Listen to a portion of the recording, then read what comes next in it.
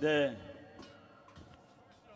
여기는 햇빛이 비쳐서 조금 따뜻할 것 같은데 아래는 응지가 돼가지고 많이 추울 것 같습니다. 제가 괜찮아요. 감사합니다. 오늘 목사님께서 북한이라는 정말 개 같은 집단이 죽지 않고 오랫동안 살아있는 이유는 대한민국의 좌파 정권들이 그들을 살려줬기 때문이다 라고 말씀하셨는데, 거기에 대해서 부연 설명을 하도록 하겠습니다. 제가 북한에 대해서 공부를 하기 시작한 것이 30년이 훨씬 넘습니다.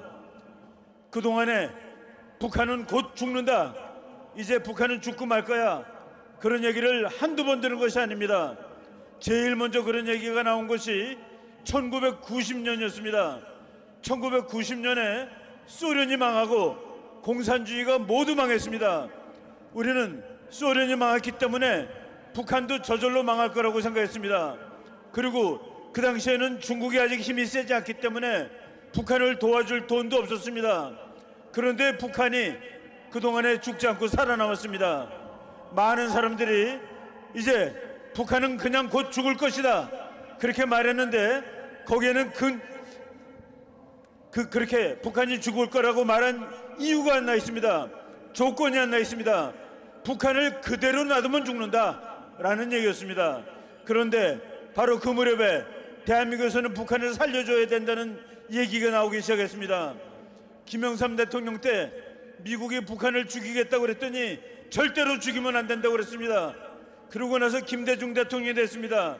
김대중 대통령 때 바로 1994년에 김일성이가 죽고 김정일이가 이제 이 나라 죽어간다 했을 때, 그때 남북정상회담이니 뭐냐면서 북한을 살려줬습니다. 아까 북한에 돈이 얼마나 갔냐 물어봤는데 얼마가 갔는지 알 수가 없습니다. 우리가 직접 준 돈이 있지만은 우리나라 관광객이 금강산에 가서 준 돈은 얼마고 개성공단에서 준 돈, 이런 것들은 다 계산이 안 되는 돈입니다. 그래서 북한을 우리가 계속 살려줬다 이런 얘기입니다. 미국 학자가 물어보더라고요. 너네들이 북한 매일 죽는다고 그러지 않았느냐? 근데 왜 살아있는데 매일 죽는다고 그러느냐? 예, 제가 대답했습니다. 가만히 있으면 죽는다고 그랬지 우리가 살려주는데도 죽는다는 말을 한 적이 없다. 우리가 살려줬기 때문에 살았습니다. 이제 북한이 내일 모레 죽을 때가 되었습니다. 최근에 보니까 북한이 작년보다 농사가, 그러니까 쌀 생산, 곡물 생산이 4%가 줄었답니다.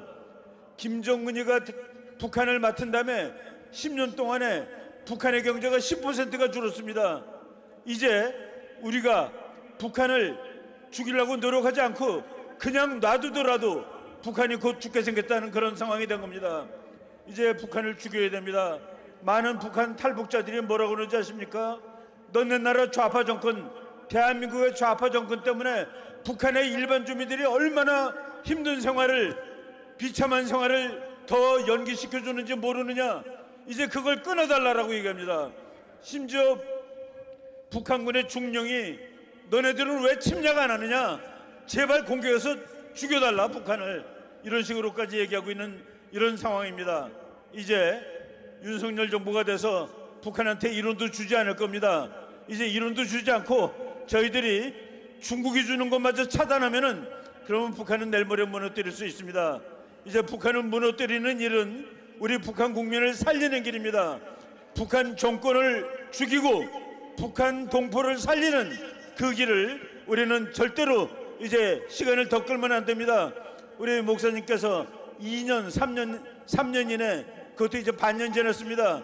2년 반 이내 북한을 완전히 해방시키고, 그리고 북한 주민을 자유화시키고 김정일, 김정은 도당을 철폐하는 그런 대열에 우리 이렇게 추운데도 모여서 호소하고 이 일을 위해서 노력하고 있는 것입니다. 여러분, 빨리 통일을 앞당기는 그날까지 열심히 노력합시다. 감사합니다. 네, 수고하셨습니다. 아유.